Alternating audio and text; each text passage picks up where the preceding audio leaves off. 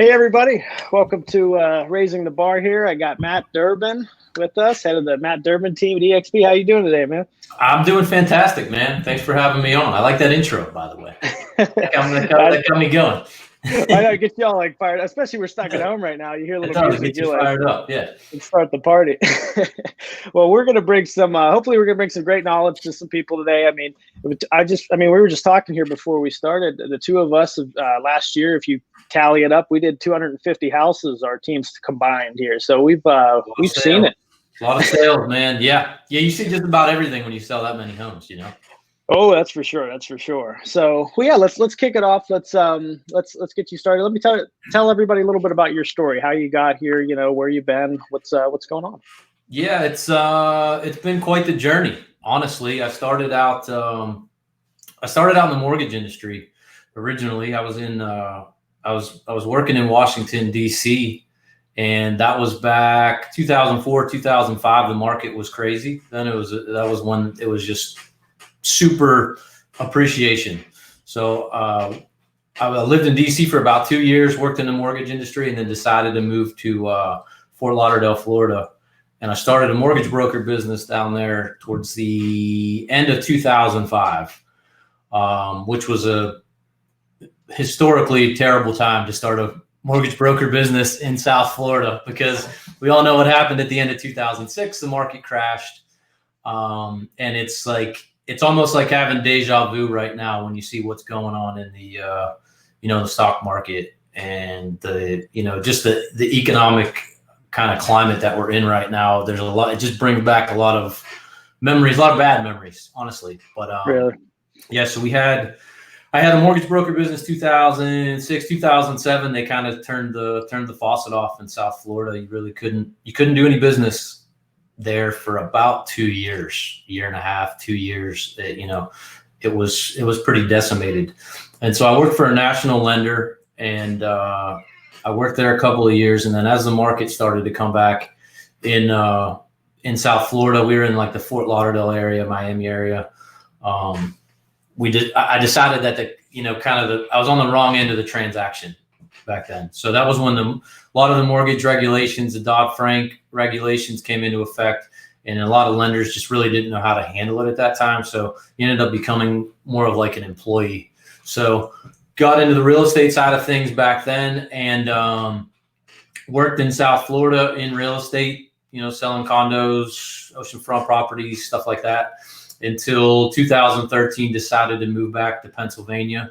I had been, going down there early 20s to, getting into my 30s. It kind of run its course. 8 years in South Florida, when you're in your 20s, early 30s, it's a lot. Have some fun though, right? And it's a lot of fun. Yeah. I mean, and that's the thing. Like once you get to a certain point, it kind of just, like anything else, it kind of runs its course. And sure. I have been in an up market, a down market, another market on the way up, which was a difficult market because it was really hard to get anything under contract at that point in time. There were a lot of hedge funds buying properties sight unseen. The market was so low that they were really doing a lot of like a buy and hold strategy. So there'd be sight unseen offers every time a property would get listed.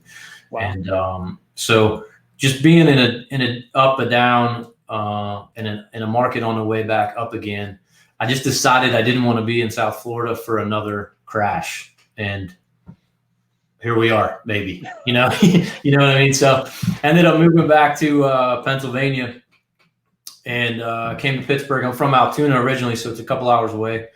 And it was almost like a brand new market again for me. So I essentially started over almost 4 times in my career. So, moving from DC to South Florida in the mortgage side, and then starting the real estate side down there, and then moving back to Pittsburgh and kind of starting things all over again. I've kind of learned what not to do, what you should be doing, especially when you're starting out, or at least, how to grow. And so I worked solo until maybe about 3.5 years now. Actually, 2.5, 3 years now. I started a team. I decided that I wanted to go that route. Mm-hmm. Wanted to kind of leverage wanted to get a little bit of the freedom back.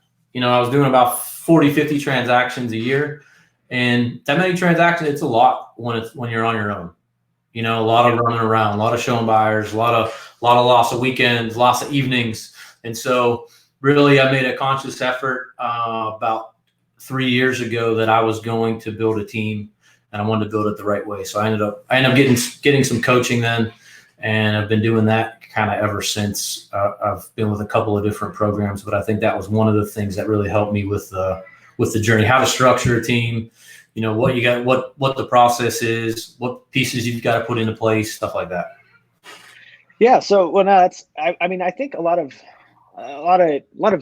agents, they just want, they look down on teams sometimes. They're like, really, you're playing to everybody's strengths. That was my foundation for it. Some people may be better at the showings and have contractor experience type deal, and some people might be better on the phone, and some people might be better tech nerd behind the computer. I have that little skill set, myself. So, when you amplify people's strengths and don't make them do stuff they don't want to do or take out their weaknesses, we're more powerful together, and obviously that there's proof there. You guys did, so what, you did 133 units last year, like 31 million or more than that. That's some killer numbers, man. And you came back in like 2013, 2014 ish, right? I think 2014 was my first full year in the business up here. I came towards I think it was like September 2013. I came on. Wow. Yeah. And so, I probably started similar time. I've just always been from here. I'm more Beaver County, but I started 2014 and my first full year was 2015. And look at the two teams that have been built. That's raising the bar. We've taken systems and processes and training and coaching, and we've built these people up. And now we got a nice, smooth, well-oiled team that hopefully can survive this little blip we're running through right now. Yeah, absolutely. I think when you do build a team and you have leverage, right? You're more set up to deal with something like this because you can move quickly in one direction or another. As the market changes and shifts. I think if you're set up for that and you can change direction, or you have a couple of different avenues of where your business is coming from, you can go all in on one versus the other. Whereas if you're solo agent and you're all referral based, but you don't have any prospecting or lead gen or anything in a market like this, and it really slows down, it could really hinder your business, but if you've got something else that you can jump into and you can slow down one thing, you can go heavier on another thing, depending on what the market's going to be doing. I think that's where the team does give you leverage, and it gives you some kind of competitive advantage, I think, in a market like this.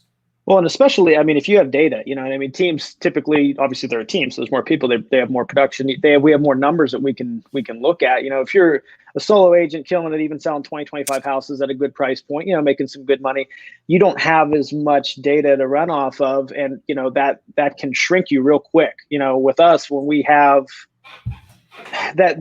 that percentage is different, and we can see what areas are working better. So we're able to channel it into different places, shuffle things around, maybe some more stability, some things we can cut off because we have more. So, really today, I think the teams are becoming the brokerage within a brokerage, because you used to have definitely the case. Yep. The 50-50 models, right? And now we got these 90-100% splits. Hell, EXP, you can make more than your GCI if you do it right. I've made more than my GCI here. People don't believe me. Yep. Exactly. Look it up. It's real. Do the math. That's what it is. Do the math. That's right. People don't do the math. Yeah. Well, I think that's a good point, because I think everyone's growing these mega teams right now. I shouldn't say everyone, but a lot of people are going that direction. And really those brokerages are just leveraging that agent to grow their team and benefit them. And ultimately you don't really get anything back for that at the end of the day. Yeah, you do a lot of transactions, but by the time you pay the piece of the pie up to the broker, and then you figure out how you're going to chop that with an agent, and you're going to pay for marketing, and you're going to have expenses, there's not a lot left unless your model is set up correctly. And a lot of times at the brokerages that we have now, which are more traditional brokerages, it is really difficult to run a profitable business building a large team unless your numbers are in order, and that's what we found. I mean, that was one of the reasons we came. Yeah, it's exactly it. I mean, so you look at these rainmakers or these influencers, these team leader type people making more than their GCI, and obviously that wouldn't be sustainable if everybody made more than their GCI. But that's because they're building something and they're offering. They have leverage with systems, tools, coaching, processes, mindset, whatever it is, to take some of these 2-unit a year producers to 2-unit a month producers. And it's not that they couldn't do it; they just didn't have the right. Maybe they weren't the best marketer. Maybe they weren't the best mindset person. I think that's the key point right there. Is maybe somebody's really good at showing homes, but they're not good at marketing, and they're terrible at paperwork. Now you've got somebody helping with transaction, or vice versa. You're really good on the phone, but you're not great at showing him. Like, everyone has a certain strong suit, especially in real estate. Yeah. And the jack of all trades typically aren't great at everything.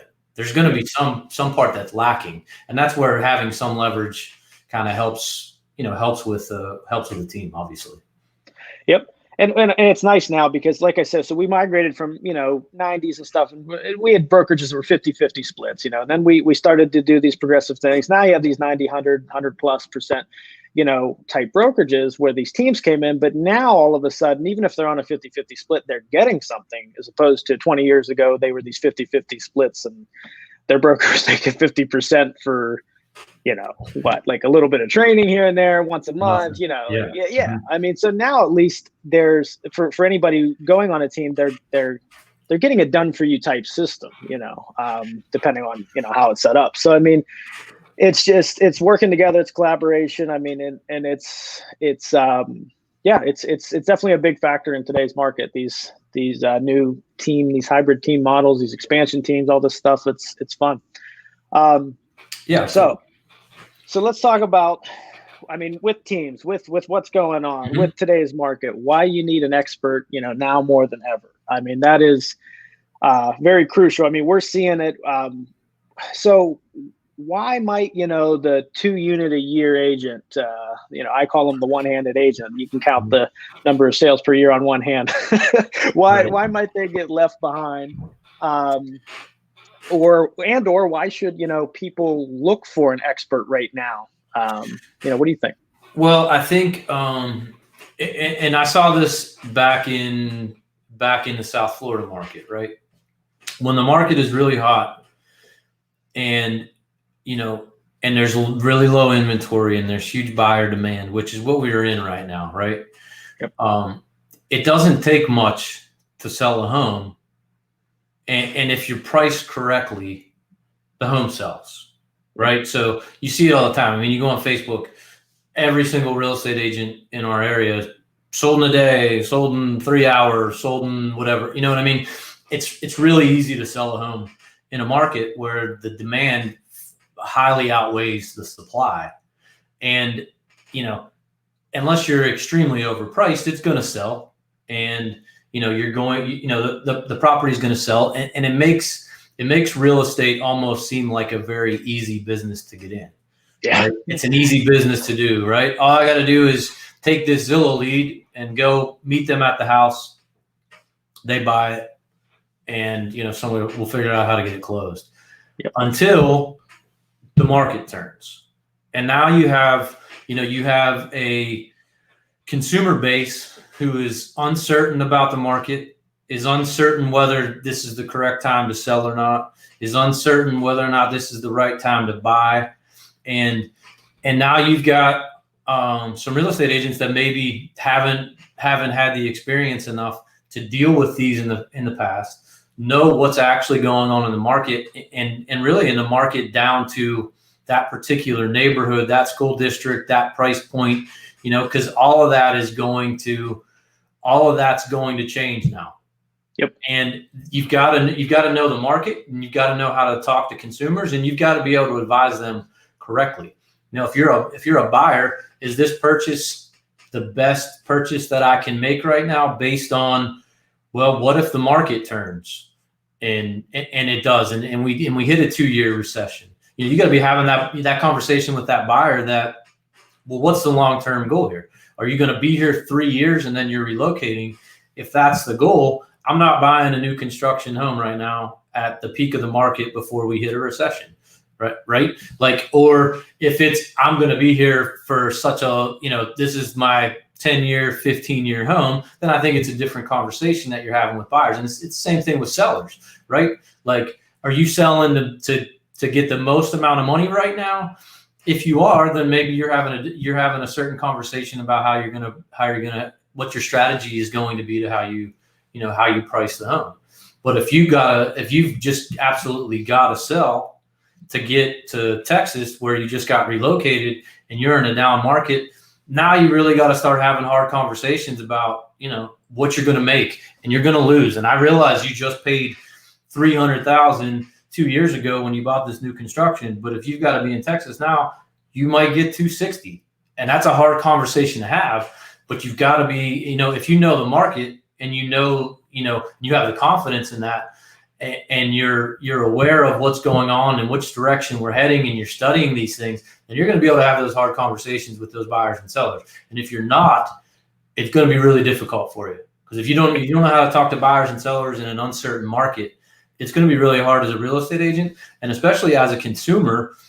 You need to be working with the people that know the market and know which direction it's heading and how to advise you correctly, and that have dealt with, maybe either have dealt with this in the past or know the market well enough and have done so many transactions that they know which direction it's heading and what the best thing is for you. Because there could be a lot of money left on the table one way or another. You could be put in a really, really tough spot if you're not getting expert advice. Yeah, absolutely. I mean, it's a big deal. And I mean, agents that are out there that maybe that, maybe you were just doing, just tossing them up and they were selling in one day, and that was, you weren't paying attention. You got this time right now, become the expert. The numbers, they're easy to read once you get through and you figure it out. And if you have sold houses, maybe you haven't known the numbers like you need to, but the ins and outs of a deal. Take that knowledge, because that's knowledge that people don't have, how to, successfully negotiate a roof, needing repaired or whatever it is, and plug it in with, okay, this township, there's many months of inventory. It's went up, it's went down, look at the pending ratio on homes. I mean, figure it out and, communicate that to people. Or maybe you have some agents I've seen, they've been around a long time. They have the right gut feeling, but they don't back it up with numbers. And you can't communicate that to somebody. You can't just say, well, this is how X and X township is. You need to say, well, this is how X and X township is. I know that, but here's why, and give the pending ratio. Yep. And I think that we're very similar, I think, because we're numbers guys, right? Like I'm a numbers guy. So I'm looking at the numbers, the math. I mean, I'm analytical. I've got an accounting background. So yeah, exactly. So if you're selling a home right now in this market, you're looking at the pending ratio. You're looking at how many months worth of inventory we're at. You're looking at the historical data, how many homes have been selling, which way is that trending? So you got to have that conversation with that seller. Like, there's 15 homes sold last month. There's 80 on the market. Another 20 are going to come to the market this month. 15 homes are going to sell this month. Do you want to be? You're either going to be one of the 85 that don't sell, or you're going to be one of the 15 that do sell. And if you're not, if you're not one of the 15 that sell, what's the next step? Are you prepared if you have to do a price reduction? Because as your days on market go up, the harder it is to sell. And if you don't have a strategy for that, and you can't articulate the numbers in the direction of the market, and you don't have that market data, it makes it very difficult, because now you're just drop. Well, what's the solution? Just drop the price. Well, if you don't have the data to back that up, it's hard for that. It's a tough pill to swallow as a seller. You know what I mean?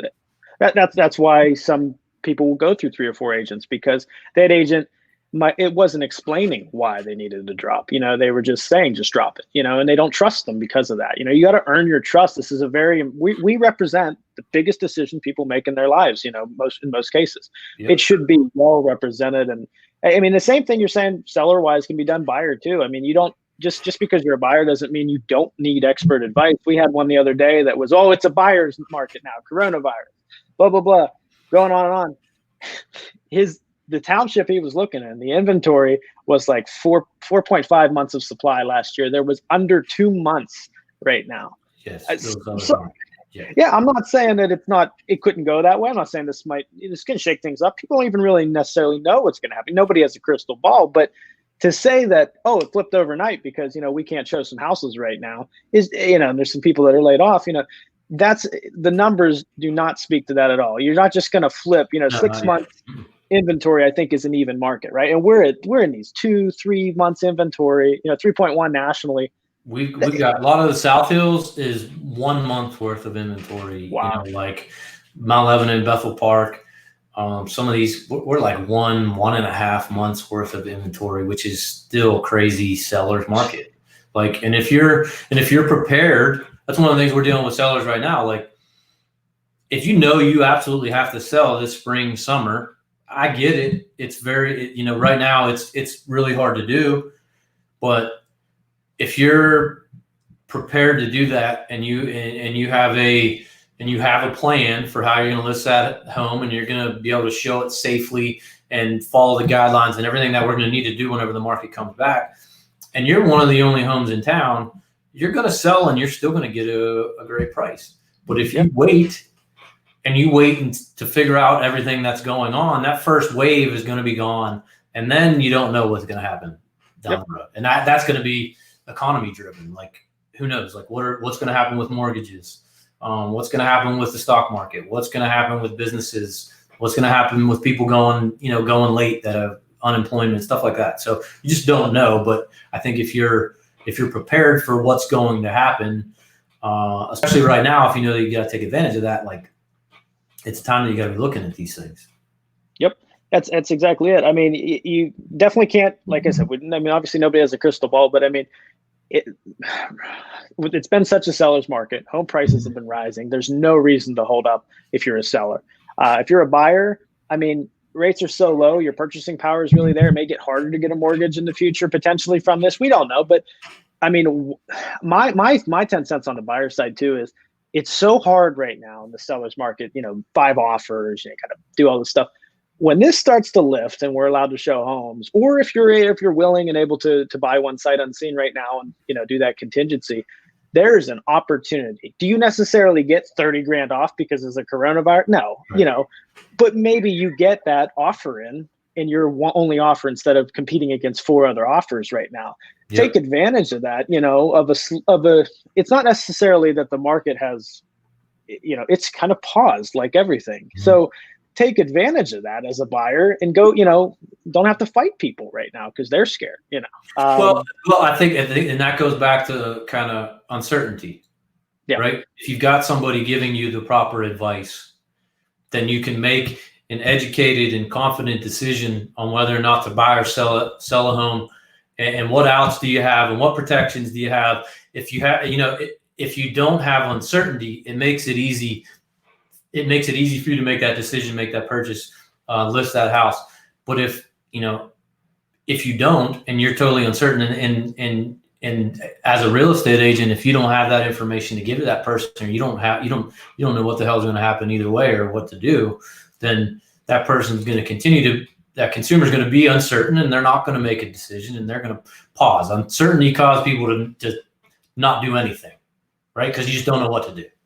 And that's why our job is so important, to give them that, that quick snapshot of their, maybe if they're with an expert, maybe they're an expert on that market. Maybe they know when they're with you, Matt, they know South Hills, and because you educated them, they don't need to know maybe they know the $200,000 to $300,000 price range, like the back of their hand, because you gave them that info, but they're not going to know the 600. They're not going to know this market over there. That's us, for us to worry about. Well, we give them that quick snapshot for what they need.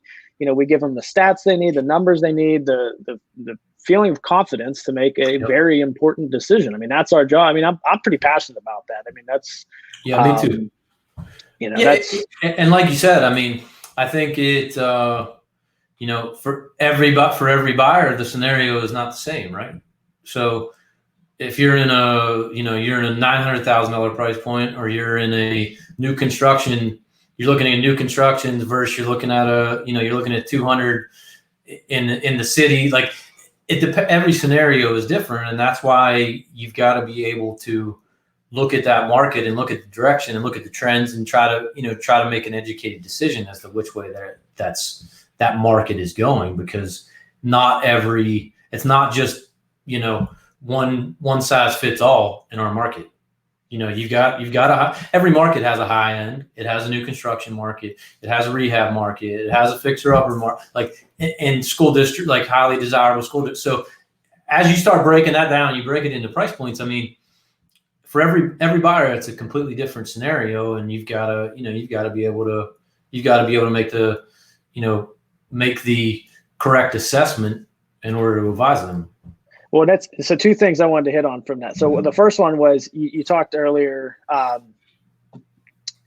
Here we go with my ADD. I can't remember. Well, I'll hit on the other one. So the price points. So the price points. I mean, agents out there that just go, "Oh, the market's a seller's market." When you're really getting down and dirty with the client, you got to look at it and see, okay, maybe 200 to 300 is insane. It's, there's under 2 months of inventory, but maybe 600,000, there's 5 months of inventory. There's agents that don't look at that, or people that don't, or buyers or sellers that don't consider that. You need to look at it relative to what you're actually doing, Right. Oh, and there it comes back around. So, okay, there it is. So the other thing was, God, I'm terrible. You talked earlier about a difference in decision based on, if you're buying this house for 3 years or 10 years type deal, Yep. And that is such a huge impact. I know there's been many times, where buyers asking me, am I paying too much for this house? And it's very simple. You go, well, 3-4 years, that's tough. That's tough to say, but if you're going 10, 15, 20 years with the historical appreciation rate, generally you should be safe. And then you talk about that market specifically and stuff. I mean, it's a very big deal on what you intend to do. So you really need to consider your price point, the length of time, all these factors. And again, I think it just comes back to why an expert is so important. Today, with what's going on with the uncertainty, with the market shift, it's going to happen. I mean, every 10 years, something happens, whether it's, Right. I'll give you a prime example. This is a good friend of ours. He was looking at building new construction, and he was hitting that $1.2 million range, right? And he had just built a home for $800,000 3 years ago, which we knew we were going to barely break even on the sale of that, given what was going on in the market.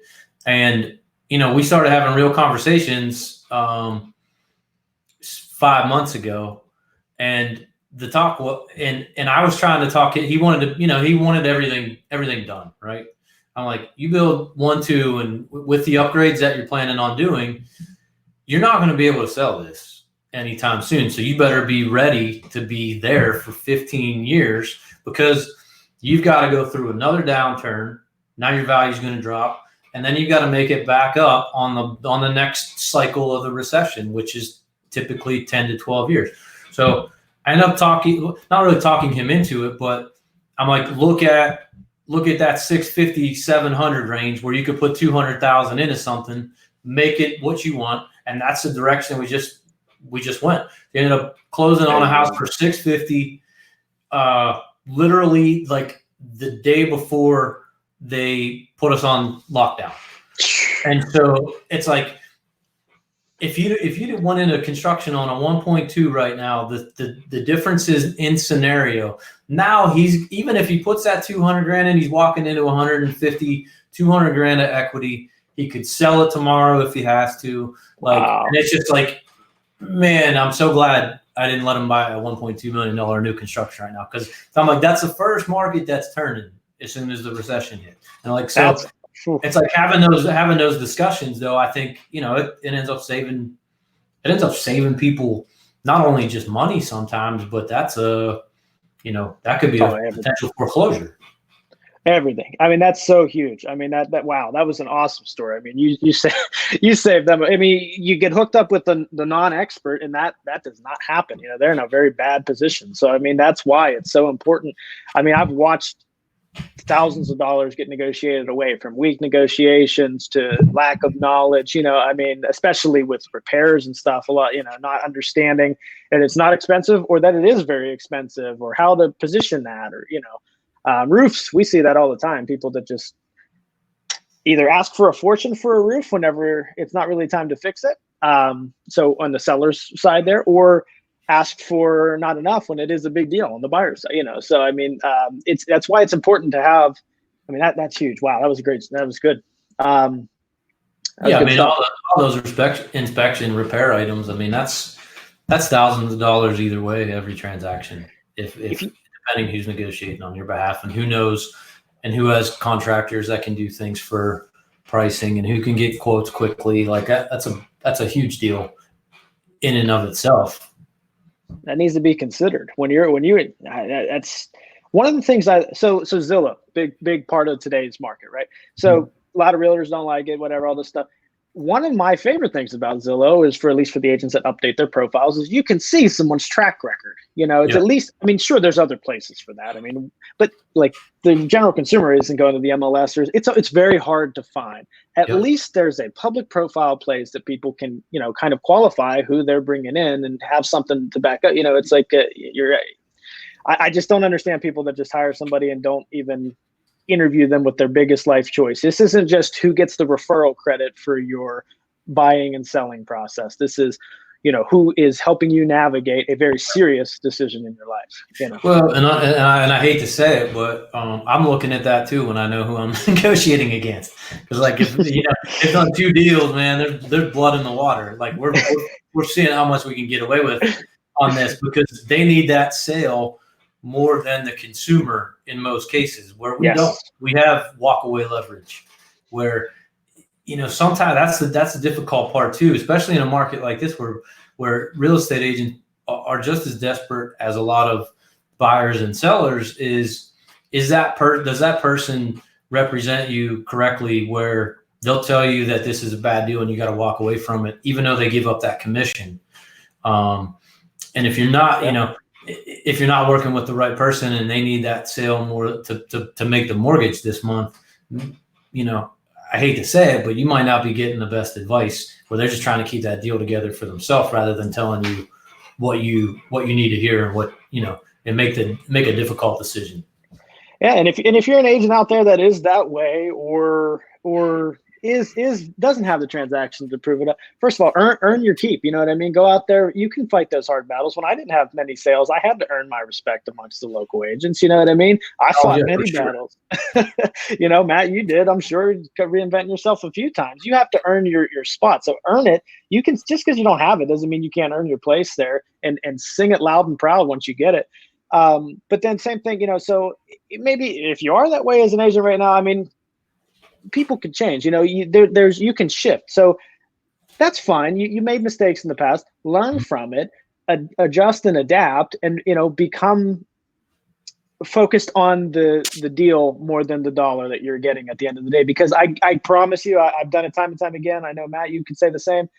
That's going to make you more in the end anyway. If you just give the level of service and care and expert advice that you should to that consumer, it's going to come back to you tenfold. I mean, whether it's karma or just I don't know, but it works. Yeah, you got to look at every transaction. This is that you got to look at every transaction like you're in a long-term business. How is this going to affect me 5 years from now, 10 years from now? Is this person going to refer me? Like, what's the true lifetime value of a client? If they know that, and that's why we get referrals today. Like if they know that you have their best interest at heart, and if they make the decision to move forward and you told them that here's the downsides of it, this is why you should think about maybe you don't proceed, and they still move forward, they know that you're looking out for them because you're giving them the proper advice, and they're going to refer you clients down the road.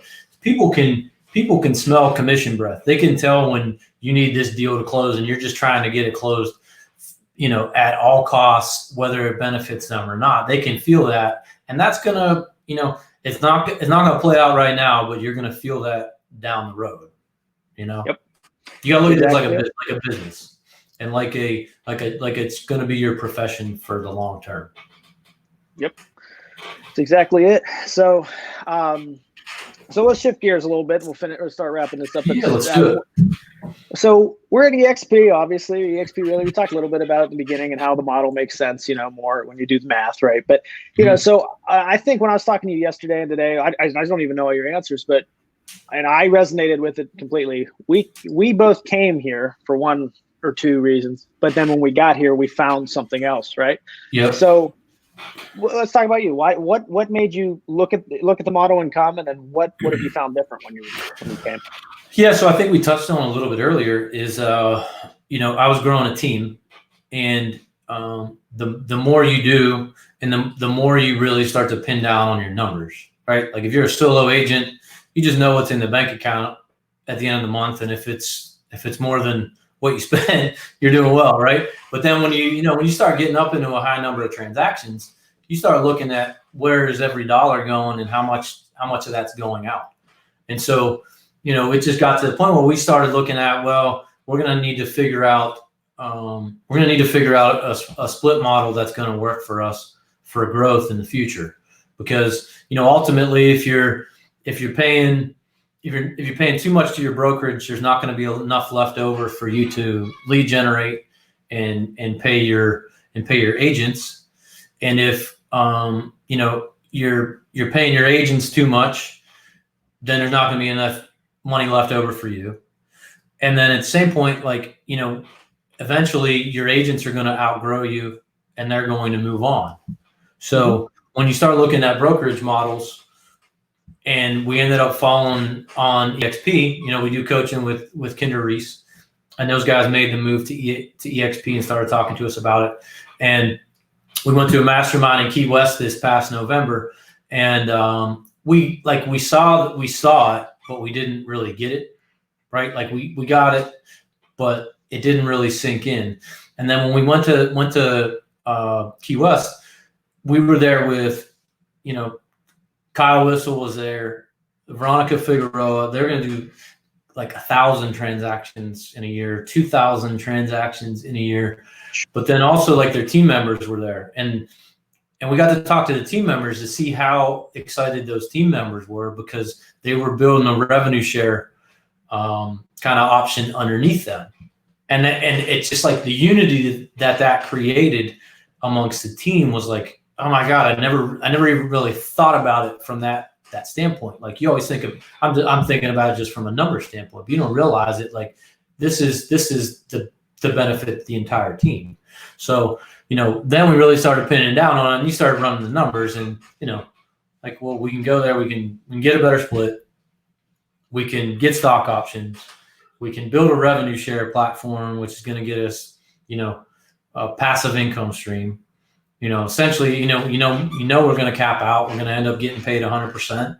And then once you get stock options back, you get a hit icon status. I mean, essentially you get paid over 100% to work there. It's like, that's a no-brainer, right? Yeah. So we made the move, and that stuff's great. It's awesome. We're still doing real estate, but the reason that we love it is because of the culture and like just how this company is so different than anything that I've seen or been involved with. I've been with independent brokers. I've been with traditional brokerages, Coldwell Banker. I've been at Remax in Fort Lauderdale, Coldwell Banker in Fort Lauderdale, an independent broker there, independent broker here. Like, I feel like I've seen the different models, and like, there's just really, when it all comes down to it, there's like nothing like EXP. If I was in Fort Lauderdale, I would not be on a call with another agent. Like literally, like at Remax, like when you're talking strategy, people are closing their doors and whispering because they don't want the person next door to hear what they're doing. Like hide their screens, right? Yeah, it's like so. It's like the culture here is what I think is what I'm enjoying most since the move. It's unreal. I mean, when I came, I actually wanted the opposite of what you just talked about. I wanted, because I came from an environment where it was more hide your screen, I wanted to get away and just get in a spot to do my own thing. And at the time, I mean, there wasn't many agents here. There was 1,200, I think. There's nobody really in our market. So I went, and then as I got here, because of the financial alignment, because you have the rev share option, sure, that's there. And then you also have the stock option, whereas, we're not aligned in any way, but you're part of this company that we want to have a good image because I own a healthy amount of stock. You own stock. We're growing it together. We wanted to, to look good for our recruit line or our stock. Just we have a piece of the pie where you don't get that at other places. You don't have that financial alignment to want to succeed together. Doesn't mean it doesn't exist. Doesn't mean some agents aren't good-hearted. I'm not saying every agent is a cold shark out there. But when I came here and I just saw, I always said it when I started because I was not the way I am now. I was hide my screen, get away from me. These people were giving away their trade secrets. I was like Brittany, I went to my wife. I'm like, they're telling me all their shit. Like, look, they just told me all their model and their numbers and the way they're getting business. I'm like, this is real, Yeah. But you know what? And then, so that changed me, and I started doing it. And what you realize is, first of all, nobody's you. Nobody's ever going to do exactly what you're going to do, how you're going to do it. But when you put that power together, or even just you and I, we put this together, I'll come away from this with, something, and, hopefully you will too. And, you just learn off each other and grow together. It's huge. So culture was, and to that point, like, we all now have an ownership interest in this company being successful. Exactly. Right. And there's not that true alignment, like you said, with a traditional brokerage, right? All that money is just flowing up to the top, and whoever's up there is collecting it.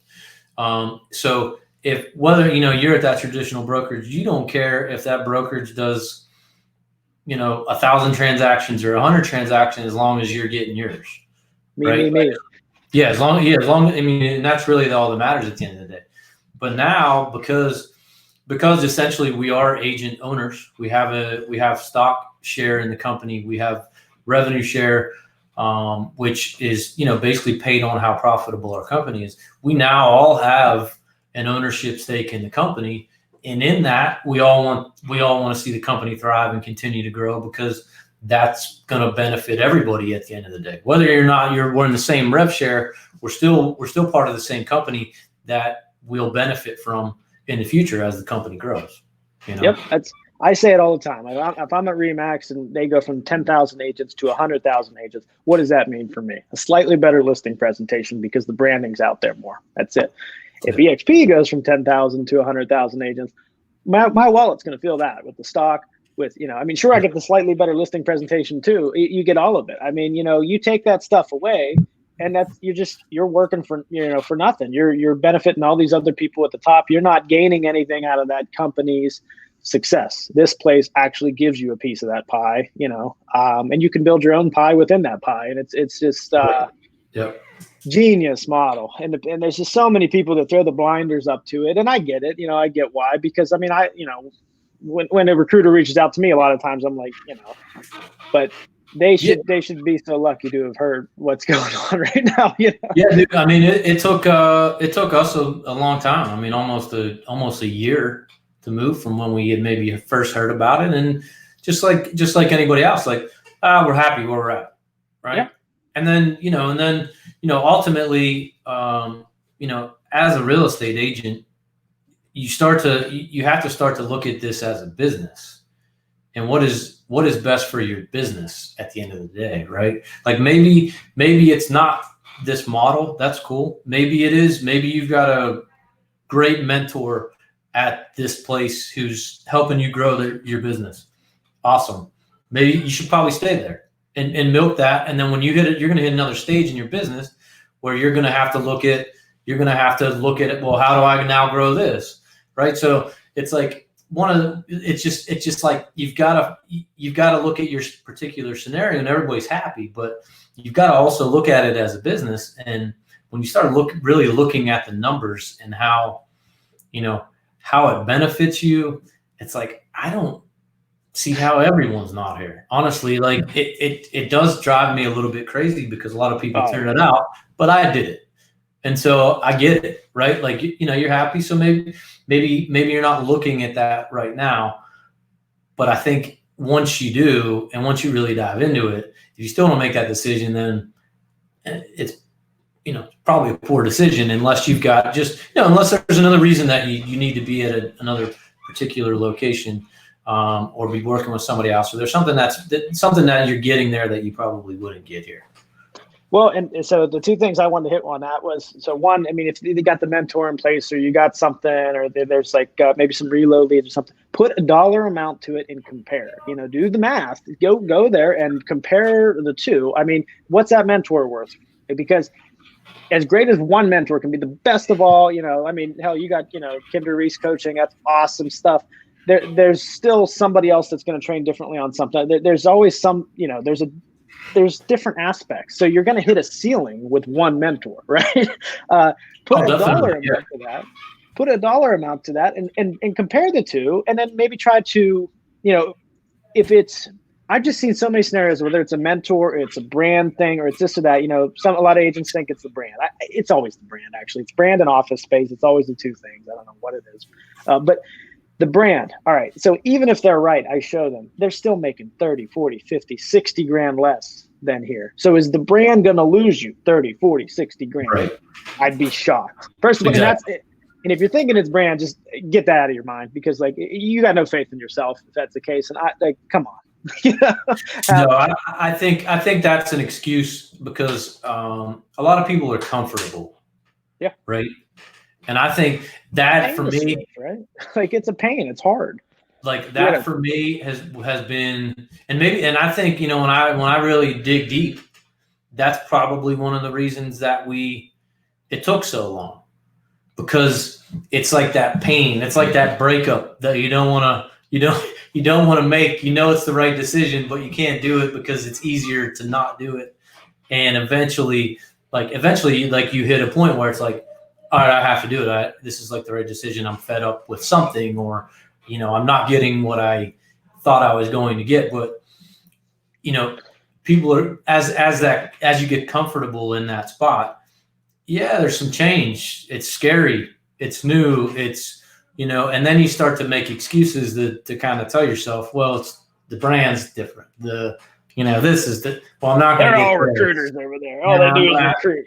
Yeah, exactly. I'm going to have to, I'm going to have to change the color of my car, it's like, these are all like really non-factors, but you're just creating them. And that would be my only advice is if you're looking at this, you've got to do the math. You've got to plan out 3 years, right? Because if you're just making a 30-day decision because you got 2 deals that have to close somewhere, and you're not looking at the long term, then you're not running it like a business. You're running it like a one-off real estate agent who needs that commission worse than they need a successful career in 3 years. And that's, I think, where a lot of people get stuck in that, Yep. I think that's a lot of the problem with negative connotations towards a team is, but what they don't realize is we're running a business, they're an employee, and this is not an employee job. This has never been an employee position. You are an independent contractor. You are running a business. And the moment you start treating like that, you're going to have more time with your family. You're going to have, more time to do whatever you want. You're going to have more money than you previously had when you run it like a business, be the entrepreneur you're supposed to be. But, and I think to circle back to where you were with the seeing the team members coming to the mastermind, or what their excitement, and you're giving them an opportunity. Like you said, people will graduate through the team and do other things. Now all of a sudden there's still opportunity for them. I can't, where I was at previously, I can't build this team and still give opportunity to those people. Once they're gone, I'm like, all right, get away from me. I'm hiding my screen. Right. You're no longer aligned. You're not aligned in their success any further. Now they're a competitor. They're getting stock. They're, they have the option to icon. They can go build their own thing, and we cheer them on. It's where did that ever exist before? I'm not saying people don't do that. People cheer people on, but like, where do I say to some of my team members who have graduated beyond me, and they're doing one's doing 3-4 million now on his own, no team, and one's doing 7-8 on his own. I'm like, go do 20, go do 10. Go do more than me. Go build a bigger team than me. Where the hell does that ever happen? No, yeah, exactly. Yeah, man. I mean, I think that's the exciting factor, because selfishly, it's like if you're trying to run a team, really you're worried about you and your team, right? Like you're building that to try to be financially successful. So you're just not aligned with the agents as much as maybe you could be. as much as you want that, like you want them to do well, you want them to succeed. Like, don't get me wrong, but it's still like you're still trying to run a successful business and be profitable. But now, like even if they move on, you're still aligned. It's still to your benefit, and that just makes it so much easier to work with those people, because they know now that there is a future. There isn't like, it's not like, hey, sell or die. Sell or die, or or you're gonna get fired, or I'm gonna have to leave you, right? Because that's another hard thing too. Like once you hit a certain point, now you're gonna have to leave that person. You're worried, are they gonna never talk to me again? No, because we're gonna help you grow your team now. It's a different mindset. Well, and it gives you the ability financially to give you the expert advice to that team member too. Like we talked about giving expert advice to our buyers and sellers. Now all of a sudden you're giving the true expert advice. You're not holding anything back for them people. You know what I mean? Because you want them to win. When they win, you win. That's right. Yep. And everybody wins. That's the best.